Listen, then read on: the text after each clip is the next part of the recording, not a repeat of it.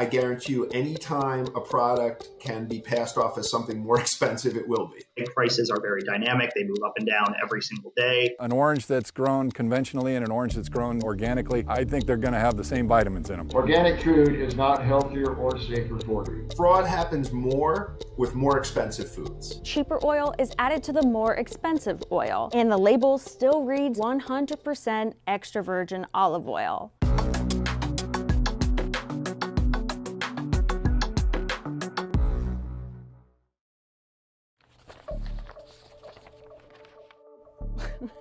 Okay. So you think this is olive oil, right? Wrong. Well, maybe some of it is, but this is actually a classic example of food fraud. The extra virgin olive oils are being switched out with cheap ones. And fraudulent to sell something labeled as something else. Why is this fish being mislabeled? Your Parmesan cheese products do not contain any Parmesan cheese. As there was no one brand that stood out as completely safe. Wow, so we can't eat anything. I guarantee you, anytime a product can be passed off as something more expensive, it will be. It's that simple. Counterfeits, dilution, substitution, and mislabeling. Food fraud not only harms consumers' wallets, it puts their health and safety at risk. We might not know the overall impact of food fraud because so much of what fraudsters do is hidden from us and has been for centuries. Some estimates say food fraud affects at least 1% of the global food industry, at a cost as high as $40 billion a year, according to the Food and Drug Administration. Grocery Manufacturers of America estimated that 10% of the commercially available food in the United States is adulterated. That's 1 in 10. It means if you're not on that 8-item or less checkout line, you've got something in your cart when you leave the supermarket that's probably bogus. Here's how and why fake food sits secretly in our kitchen cabinets. According to the FDA, food fraud is considered economically motivated adulteration, or EMA. It's a monetary impact to the consumer and to the food manufacturers, but it's also a potential public safety, public health impact. It robs us of nutrients and can kill people and has done. Larry Olmsted researched food fraud for years and published his book, Real Food, Fake Food, in 2016. As I worked on this book, my definition of fake food became anytime what you buy is not what you think you're buying. Doesn't really matter whether it's legal or illegal. It's where you're being tricked. You're buying something that's not what you think it is. The worst offenders can include seafood, meat, dairy, honey, alcohol, spices. The fraud happens more with more expensive foods. Totally makes sense, right? There's a higher margin. Take your extra virgin olive oil as an example. Fraud usually occurs here when a cheaper oil is added to the more expensive oil, and the label still reads 100% extra virgin olive oil. That's food fraud. Olive oil has been adulterated for thousands of years because it is of high value and it is sought out. They might flavor it with beta carotene and maybe color it with a little chlorophyll to make it a little more green. And so then you've got a lower quality, cheaper oil. So both of these olive oils I got at the grocery store, and both of them are the store brand, but one cost way more than the other. This one had a label of 100% Mediterranean blend of extra virgin olive oil. So the olives were sourced from a bunch of different European countries, and it said it was packed in Italy, and there was no expiration date. And when I purchased this one was a 100% California extra virgin olive oil. First pressed, cold pressed, unfiltered, no artificial colors, preservatives, or flavors. And this one had an expiration date. It said that these olives were harvested in October, November 2022, and that it would be good on your shelf until August 2024. And it was much more expensive. Roughly twice as much as this olive oil. And this one had way more information about where this olive oil came from. Now let's look at the spice market as another one that's vulnerable to fraud. Think of an expensive spice, like saffron. This tiny amount cost me $20 at the store. Saffron can be bulked up with some other material like plant stems and sold as the same, according to the FDA. Popular spices like basil and chili powder from a range of different brands. Anything that's kind of colored orange, brown, and ground up can be passed off as turmeric. It's the ultimate bait and switch. And then there's fish. The FDA says seafood fraud can occur when a less expensive species of fish is substituted for a more expensive species. After all, it's kind of hard to know what fish you're buying, right? If you're an experienced chef or fishmonger, you can look at like a red snapper fillet and tell whether it's red snapper, but 99% of consumers can't. Most of the fish we eat is white fish. Every fillet looks pretty much the same, which is why there's so much substitution. The FDA is mandated by law to inspect 2% of the imported seafood, which is, I think, a very, very low bar. In fact, the U.S. imports as much as 85% of its fish. But federal fisheries enforcement is serious business. Agents from NOAA and U.S. Customs tear open a container filled with frozen fish from Thailand. They're looking for fraud. First, it's important to understand the matrix that food fraud lives in. There's intentional and unintentional types of food risk. Unintentional risks include food safety and quality, like accidental foodborne illnesses. CDC estimates about 50 million people a year contract a foodborne illness. Only 20%, 1 in 5 of those can be identified. So there's 40 million people a year getting sick from something they ate that we don't know what it is, and a good guess would be that fraud has something to do with that. Then there's intentional. That's where food fraud is alongside food defense. The difference is fraud is motivated by economic gain, and defense is motivated by harm. If you have a ton of coffee and you can turn that into 1.2 tons by adding some cheap filler to it, you've just increased your profits by 20%. And a lot of these products pass through a lot of hands. They go from small growers to big trucks to tankers to boats to processing plants. It's not necessarily like this big company that's selling you coffee that's ripping you off. It can happen in a lot of ways along the way. Even the FDA says it can't estimate how often this fraud happens or its economic impact. Over the last 10 years, the most common fraud committed is lying about an animal's origin and dilution or substitution, both ranking at 16% of incidents recorded. Dilution and substitution are exactly what they sound like. Perhaps somewhere along the supply chain, the real expensive process of refining something like fresh olives is ignored. Maybe a little canola oil is added instead. Then there's the removal of value, when an ingredient or part of a food is intentionally left out, taken out, or substituted altogether. And that substitute can be a non-food substance. That's the 14% of the recorded food fraud incidents using non-food substances. The pandemic has given us a chance to focus on supply chains and forced us to.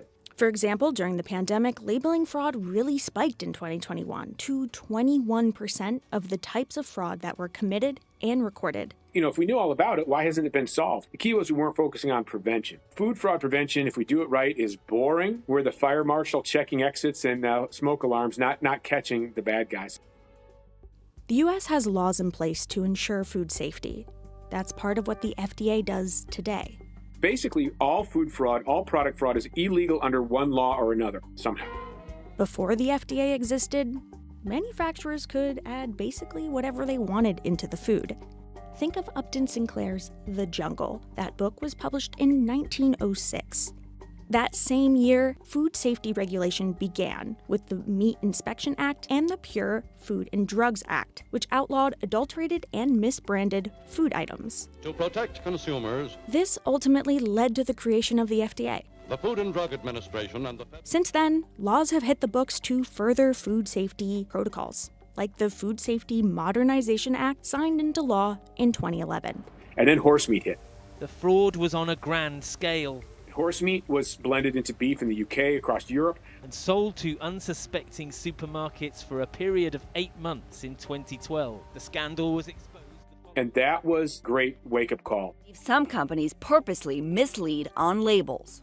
Prosecuting the fraudsters committing the crime can be tricky. After all, they're purposely trying to avoid that detection. But criminals are caught. Like in 2016. The product labeled Market Pantry 100% Parmesan contained cheaper Swiss and cheddar cheese and an organic filler called cellulose, which can be derived from wood pulp.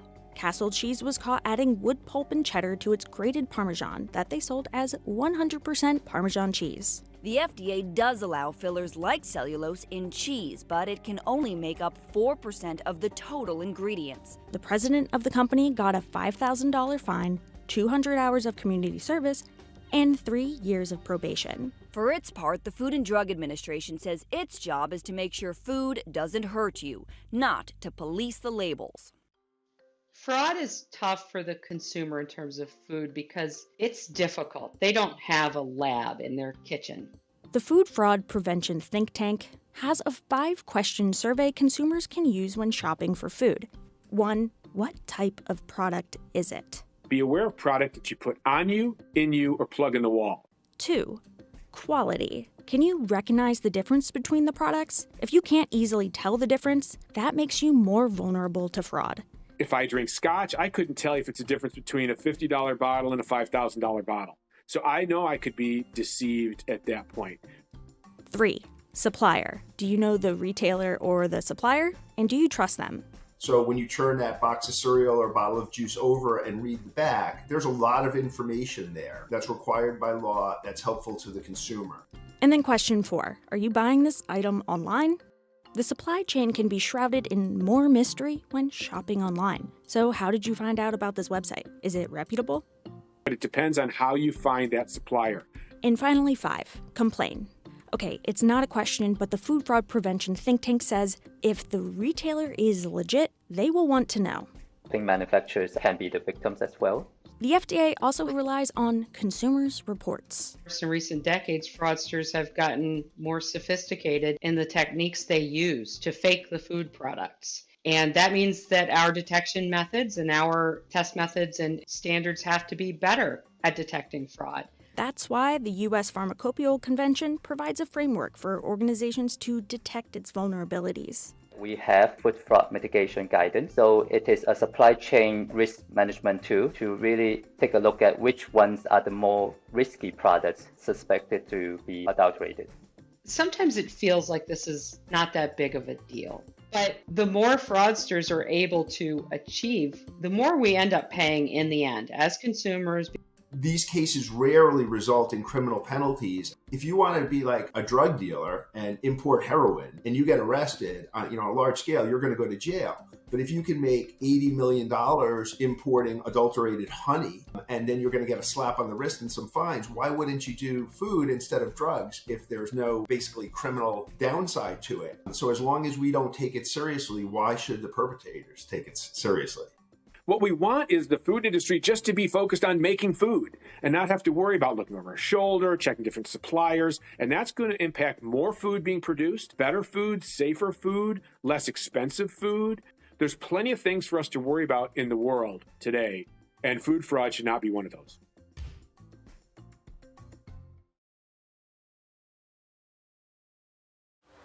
For Cal-Maine Foods, the nation's largest egg producer, 2022 was a bit of an extravaganza. What came first, the chicken or the egg? Well, the egg came first in this story. Cal-Maine Foods, the egg company, shares are soaring this year, up 64%.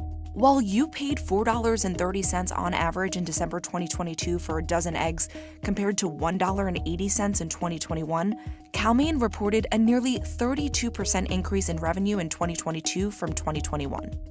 I think it's a testament to the fact that they haven't had any outbreaks, how good they've been at biosecurity in their facilities. This is a very experienced, very deep management team that's been in this industry for a long time. Eggs are an about $10 billion industry, with nearly 13% growth annually in profit from 2017 to 2022. But it's also a volatile one that's sensitive to market changes or environmental factors. And of course, it's not one without controversy. Each bird is given less space than the dimensions of an iPad on which to live her entire life. And so they have to eat, sleep, defecate all in the same area, and they're denied virtually everything that's natural to them. Everyone tries to make money, but it's a very low margin industry.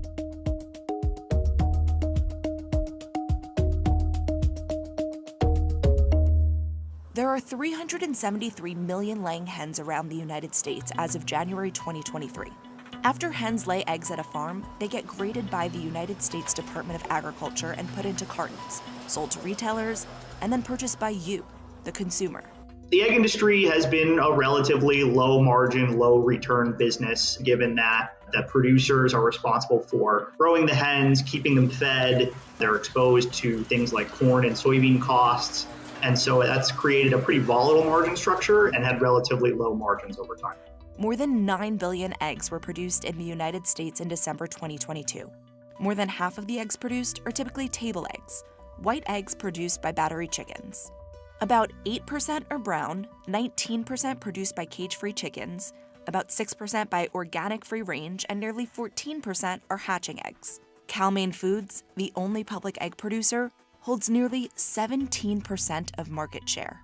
Like some of the other larger companies, it operates farms, processing plants, hatcheries, feed mills, warehouses, offices, and other properties around the country. The second largest producer is Roseacre Farms with about 7%. Then there's Versova Holdings and Hillendale Farms with just more than 5% each, and Michael Foods with 3.5%. Eggs are a vertically integrated business. So the egg producers control from the time the chick is hatched through the end of when it can no longer lay eggs, right? They control that whole process. Once an egg is laid, within 2 to 3 days, it's on the shelf at your grocery store. Cal-Maine Foods, headquartered in Ridgeland, Mississippi, was founded in 1957. It has one operating segment, which is the production, grading, packaging, marketing, and distribution of shell eggs. Integrated operations include hatching chicks, growing and maintaining flocks of pullets, layers, and breeders, manufacturing feed, and producing, processing, packaging, and distributing shell eggs. As of May 2022, the company had more than 42 million layers, or hens that lay eggs, and 11.5 million pullets and breeders. Egg prices are very dynamic. They move up and down every single day. While Cal-Maine is probably the best operator in its space and certainly has a great management team, it's been a difficult stock because it's so volatile and so cyclical. A volatile stock is driven by several factors, company performance being one. In 2022, Cal-Maine revenue was at its highest since 2016. After a steep drop in 2017, among other factors as a result of the avian flu outbreak in 2015, revenue increased in 2018 before beginning a steady decline through the height of the pandemic. Between 2021 and 2022, revenue increased from $1.3 to $1.8 billion, a 40% increase. They're market takers, right? They will take what the market is dictating. This is Angel Rubio, a senior analyst at Urner Barry, a market research firm specializing in the wholesale food industry. Prices went up because of what happened with avian influenza. So if your farm wasn't affected by avian influenza, you're probably going to do very well because the market is dictating higher prices overall. Cal-Maine said in its annual report that as of July 2022, no bird flu had been detected at any of its facilities as a result of the latest outbreak. Surging egg prices helped drive Cal-Maine's stock up almost 50% in 2022, even as the S&P 500 fell 19%. There's a massive wave of bird flu that's taking over farms and wildlife centers across the country. Millions and millions of infected birds destroyed so far. 2022 was specifically an outlier year. Probably this was the highest price on record at the wholesale level and at the consumer level as well. More than 58 million birds have died since the beginning of 2022 as a result of the deadliest outbreak of avian flu in U.S. history. The flu is lethal and kills 90 to 100% of chickens, often within 48 hours. As of January 2023, the number of laying hens in the U.S. is down 5% from the same time in 2021. While the U.S. also faced an outbreak in 2015, this time it's different. In 2015, you had the outbreak for a couple of months, but the outbreaks began after Easter. You didn't have corn prices at above $5. You didn't have the war in Ukraine. You didn't have inflationary pressures. The economy was expanding. In 2022, it's still expanding, but there were the prospects of a potential recession. Components are very different in 2022. In addition to the fact that we have multiple outbreaks throughout the year, so there hasn't even been a seasonal recovery overall. The U.S. has lost around 43 million egg-laying hens, about 10 or more % of the population, due to the disease itself or depopulation since the outbreak began in February 2022. It's very significant. When for every 1% of egg layers lost, prices would move about 6 to 7%. In some cases, even 8%, but on average, it's about 6%. This time, for every 1% layer that we lost, prices went up about 15%. So that's significant when we're talking about supply shocks between 2022 and 2015. New regulations have gone into effect too. In 2016, Massachusetts voted Question 3, also known as an Act to Prevent Cruelty to Farm Animals, into law, the strongest farm animal protection law in the U.S. at the time. It made it illegal for Massachusetts hens to be confined in such a way that prevents the animal from lying down, standing up, fully extending its limbs, or turning around freely. The majority of hens on industrial egg farms, they're confined to these cages called battery cages. If you look at a sheet of paper, they have less space than that on which to live their entire life. In 2018, California voters approved a similar law to the one in Massachusetts, Proposition 12, the Farm Animal Confinement Initiative. It requires that covered animals, including egg-laying hens, be housed in confinement systems that comply with specific minimum standards for freedom of movement, cage-free design, and minimum floor space. Both Question 3 and Proposition 12 went into effect in January 2022. Those are the only two states that require this. But there are moves by many other states to eventually get to that. The Humane Society of the United States led the campaigns to ban the use of cages in 11 states. In Ohio, not all cages, but battery cages. 8 of those states also banned the sale of eggs from cage facilities. They have to get it from farms that are cage-free, which is driving the price up. So it's a disruption overall in the market, and that's causing disruption in prices, but not necessarily on availability. But if you look at the prices to the consumer, for instance, for cage-free and conventional eggs, their spread between them is the smallest it has been because they just need those eggs, and those states that mandate those requirements are pulling the cage-free eggs into those markets, which is causing those prices to move up.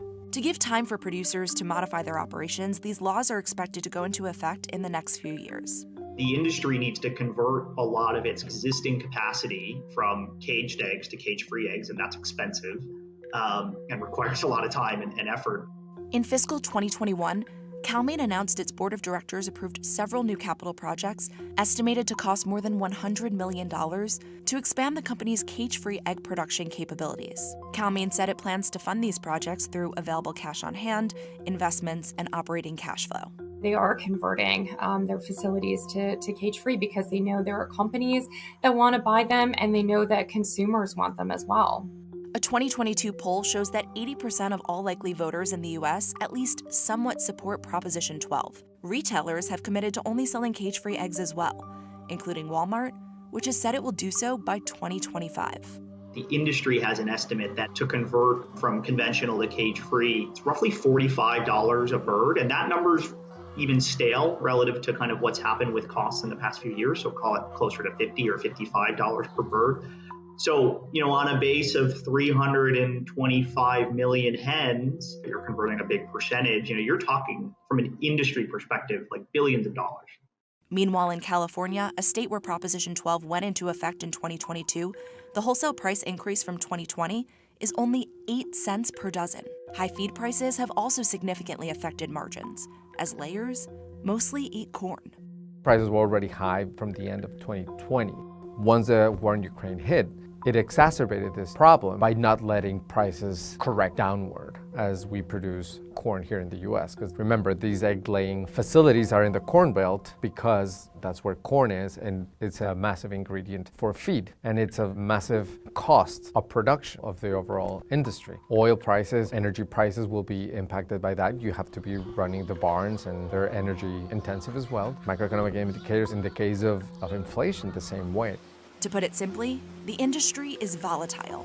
Prices react to what's happening in the world. The avian flu, inflation, regulation changes, the war in Ukraine, tensions between the US and China, the coronavirus pandemic, supply chain issues, and the cost of feed, labor, fuel, and packaging all impact the price of your egg sandwich and who's making the most money off of your morning treat. In a statement to CNBC, Cal-Maine Foods said, "Throughout our history, we've worked to build a business model that can deal effectively with the industry's inherent volatility. We strive to create a culture of sustainability while creating value for customers, shareholders, team members, and communities." In the next few years, the industry is expected to experience 1.2% revenue growth due to steady upticks in egg prices, per capita egg consumption, and demand from chicken egg production. Economic or environmental factors could change the outlook, and there's of course the question of how demand will shift based on changes in regulations. To the extent that there are now a bunch of conventional white eggs that are kind of floating around the market, do those flood into other states that aren't, allowing conventional eggs and kind of depress the pricing? I think it's something we don't know yet at this point, but it's definitely a risk that we're watching very closely. And with the avian flu wiping out more than 58 million birds, everyone is affected, from the producer all the way to the consumer. I think about my local grocery store. Knowing what I know about the wholesale market, being at that $5.50 plus number that it was in December, they took egg prices up some, but they didn't take it up to that full amount. So the grocers were actually losing money on eggs. They're playing some catch up on that now. But I think on the reverse, they're going to try and restore those margins, at least for a little bit, on the way back down. So they won't take the pricing down as quickly as it went up. It's been an eventful couple of years, but experts aren't worried about the industry's future. We have been in transition, so we don't know what's going to be on the other side, but it's not terrible, right? We're going to be just fine.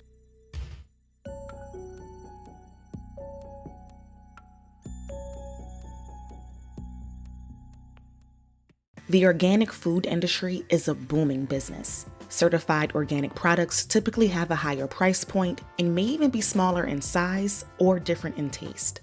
But what exactly does organic mean?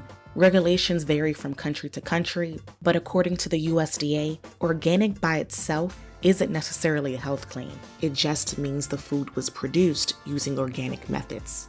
These methods include a list of federal standards addressing things like soil fertility, pest and weed control, and animal raising practices.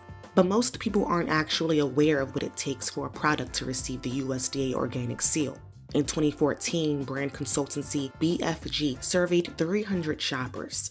70% purchased organic food, and only 20% could define organic. Despite a lack of knowledge, demand for organic food is at a record high among consumers, and it's only going up. U.S. organic sales surged in 2020, jumping by 12.4% to $61.9 billion. With consumers being more health conscious than ever, they're willing to pay more for what they perceive as better, even if they're not quite sure that it is. In 2018, organic food and beverage items cost an average 24 cents more than conventional food. Some shoppers are doubtful of U.S. organic food claims. Several investigations over the years uncovering organic label fraud have exacerbated consumer suspicion. The USDA's National Organic Program, or NOP, has been stepping up on investigations and enforcement, suspending or revoking 370 operations in the U.S. in 2020 alone. But some say it's not enough. On the fraud issue, they have not been the ones that have been in the forefront. They're supposed to be preventing fraud by the enforcement of the rules, and time again, the horse is long out of the barn before the National Organic Program is even aware that there's a problem. Despite efforts to reduce fraud amid rising demand, many consumers still question, are organic foods safer? Are they more nutritious? And are they worth the price? Organic farming was first introduced as a concept called humus farming in the early 20th century in order to address soil erosion and depletion. These practices included composting, rotating crops, and applying animal manure. During World War II, food shortages accelerated agricultural advances by improving mechanization, fertilization, and pesticides. Synthetic fertilizers were affordably produced, and machineries were quickly replacing manual labor. The term organic was coined in 1940 by Lord Northburn in his book Look to the Land, where he talked about taking a natural and ecological approach to farming. He drew inspiration from Sir Albert Howard, whose decades of research led him to the concept that using waste material was vital for soil health.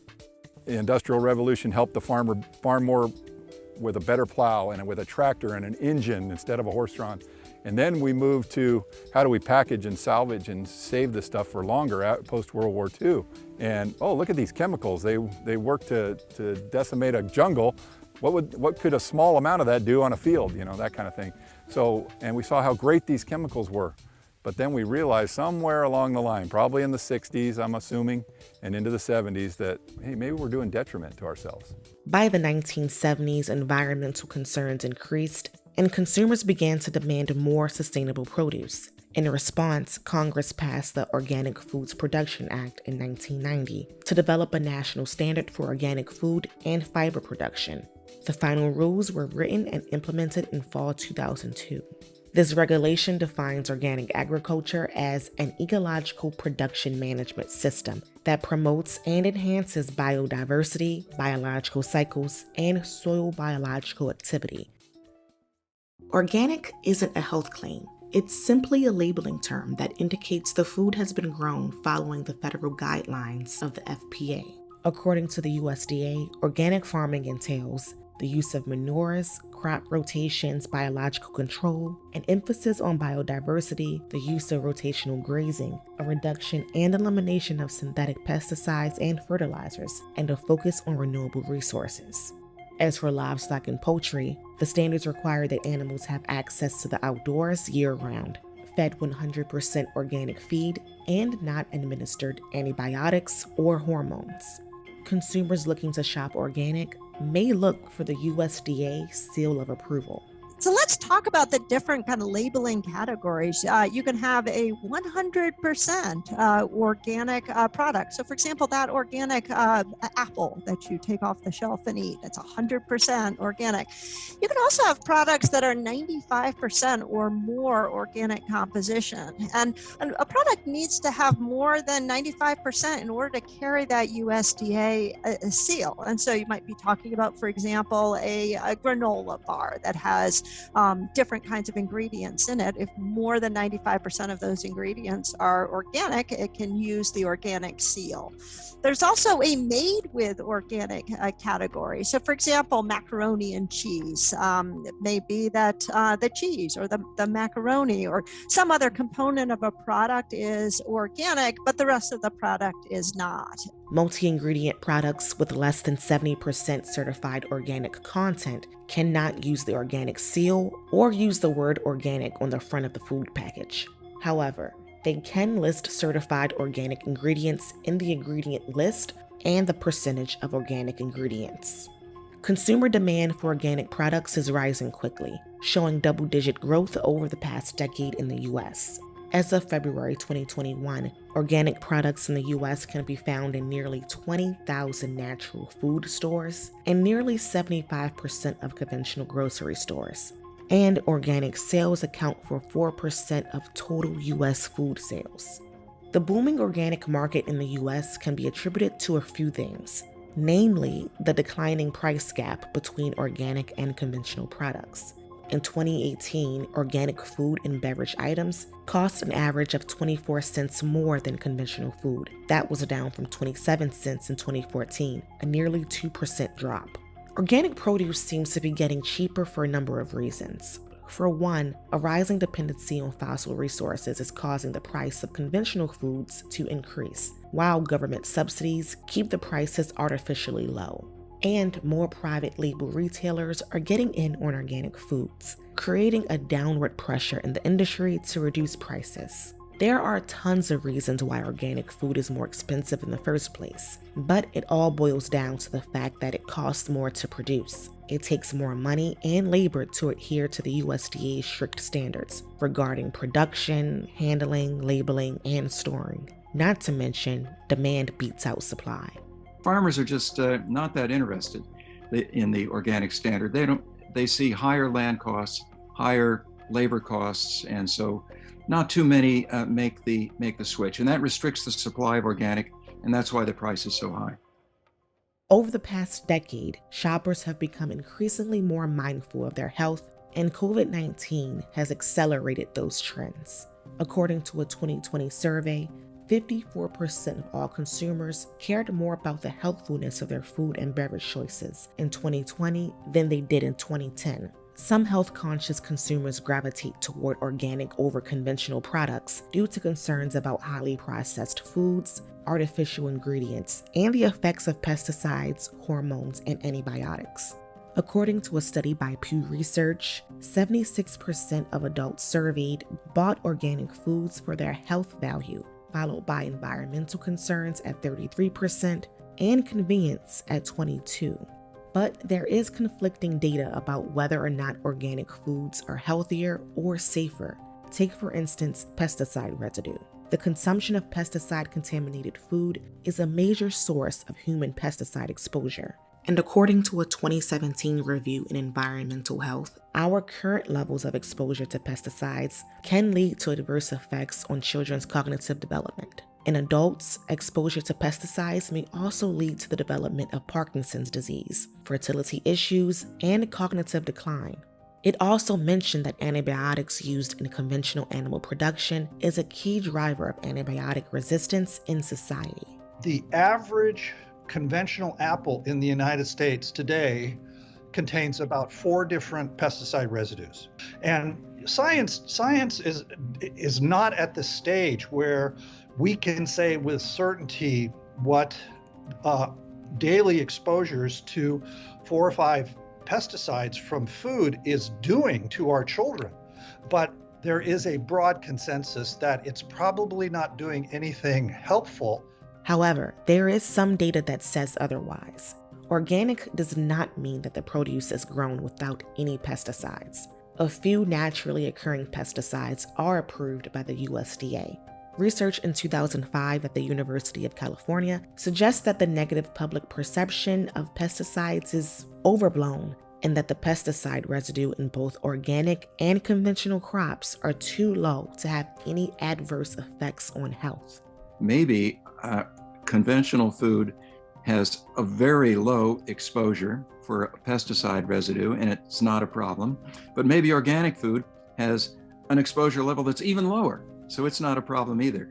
I conclude that both are safe and you should be making your food choice on the basis of something more substantial. While there's a lot of discrepancy about whether organic is safer and healthier long term, many agree that organic food isn't better in terms of nutritional value. The Environmental Health Review concluded that there was no significant difference in nutrition between organic and conventional crops. An orange that's grown conventionally and an orange that's grown organically, I think they're going to have the same vitamins in them. I really do. I've been an orange grower all my life, and we haven't changed much from when Dad did it. Organic food is not healthier or safer for you.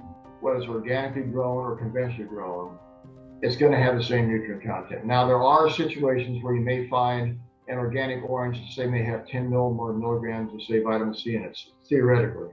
It means absolutely nothing to you as far as your health goes, because the conventional orange, let's say, has 95 milligrams of vitamin C in it. And let's say an organically grown orange may have 110 milligrams or 105 milligrams of vitamin C in it. Well, your body doesn't need either one of them. It only needs about 35 milligrams of it. You don't need anyway. It's like driving down the road and you have a full tank of gas and you see a gas station and you say, oh, I'm going to pull and get more gas. Well, there's no point because your gas tank's full. Some studies conclude that there simply isn't enough strong evidence. Many people ask me, is organic food more nutritious than conventional food? Obviously, that's a complex question, and it varies between, say, animal products like meat, milk, and eggs, and fruits and vegetables or grains. But in general, for all plant-based foods, organic food has between 20 and 25% higher levels of what's called antioxidants. Now, on the animal side of agriculture, which is, roughly half the calories that the typical American consumes in a day, the biggest differences with organic farming are in the fatty acid profile in meat and eggs and milk and dairy products. And these differences are significant. At the height of the pandemic, organic grains like rice and pasta were flying off the shelves, mainly due to their long shelf life. Harvesting and selling organic grains is big business. It demands a higher price because it costs more to produce. To earn the National Organic Seal, the plants cannot have been genetically modified, and they must be grown without the help of unauthorized fertilizers, weed killers, or pesticides. But who's verifying this?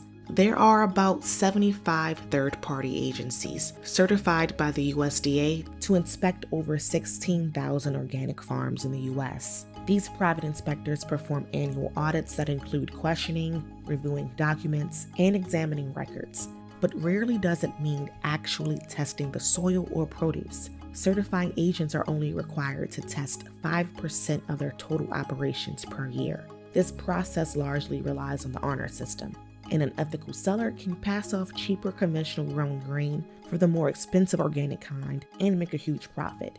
And some are doing just that. In 2017, a Washington Post investigation revealed that non-organic soy and corn labeled as organic was flooding the U.S. About 36 million pounds of conventional soybeans imported from Ukraine and Turkey were originally priced like regular soybeans, but by the time they reached California, they had been labeled as organic, boosting their value by $4 million. 61-year-old Randy Constance was sentenced to 10 years in prison in 2019 for the largest organic fraud case in U.S. history. However, there is a broad consensus that imported produce is more likely to be fraudulent than domestic-grown crops. The organic fraud in grain started because of the high demand for especially eggs and meat, and the fact that domestic production could not keep up with the demand. They started looking overseas, and the first place that they went that had open holes was the Ukraine.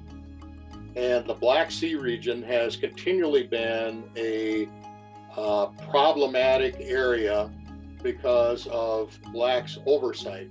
The rapid growth of the organic food market, higher potential for fraud, and increased funding has allowed the NOP to significantly increase its enforcement staff over the past year. In February 2020, the NOP launched an online complaint portal to make it easier for consumers to file complaints. There were 676 operations in 45 countries in 2020 that were suspended or revoked, which is lower than the 722 suspended or revoked operations in 2019. John Bobb, former executive director of OFARM, says they could be doing more. If the USDA or NOP comes across a fraudulent shipment, they have no authority to stop it. They were given a clean slate with money to draft new rules with stronger enforcement. They were given the authority. So what did they do? They spent the money on the low fruit, the easy stuff, upgrading their organic integrity database.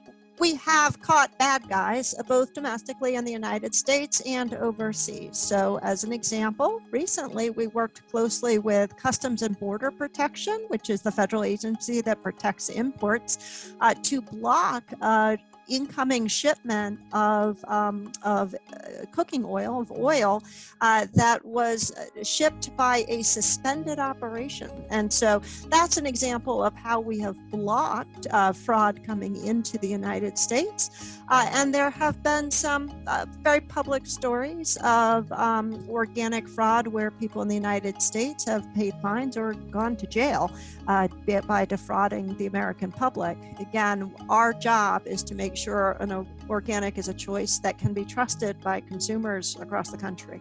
Despite a lack of significant data, experts say the organic food industry is here to stay. The overall consensus from farmers and experts is to put less focus on the USDA organic seal and instead eat more fruits and veggies from your local farmer. The problem isn't the food in the marketplace. It's the fact that not enough Americans purchase fresh fruits and vegetables. As I've said, we only consume 1/10 the fresh fruits and vegetables that we should be consuming for dietary health. Do I think everybody should purchase organic over conventional? I think everybody should eat fruit and vegetables from their backyard, meaning the farm that's closest to you. Support your local farmers. Eat as much as you can locally, and then enjoy what you want globally.